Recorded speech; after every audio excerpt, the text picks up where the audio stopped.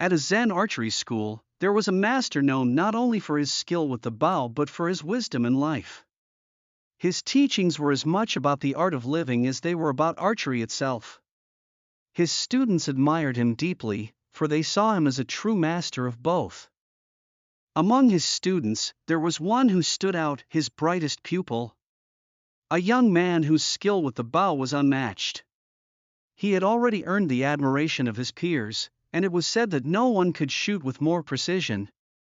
One day, the pupil entered a local archery contest, determined to show the world his mastery. As the arrows flew from his bow, each one found its mark, a perfect bullseye every time.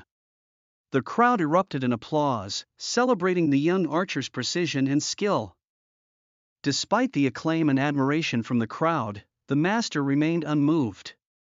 He did not share the excitement or the praise. His face was calm, his eyes serene, but there was no sign of joy. His reaction seemed almost critical. After the contest, the pupil approached the master, confused by his lack of praise. He had done everything perfectly, so why wasn't the master impressed?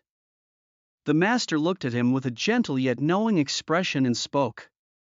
"You have scored 3 bullseyes, but you have yet to learn the most important lesson of all.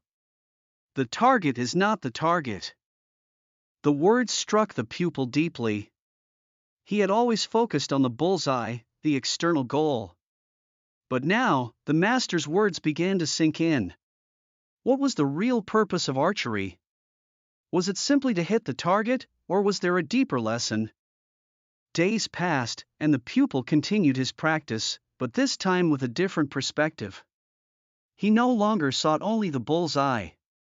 Instead, he focused on the process, the calmness in his body, the stillness in his mind, and the breath before releasing the arrow.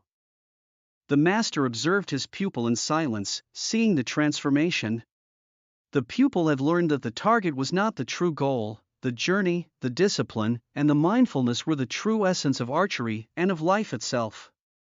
Together, master and pupil continued their practice. The pupil no longer sought applause or external praise.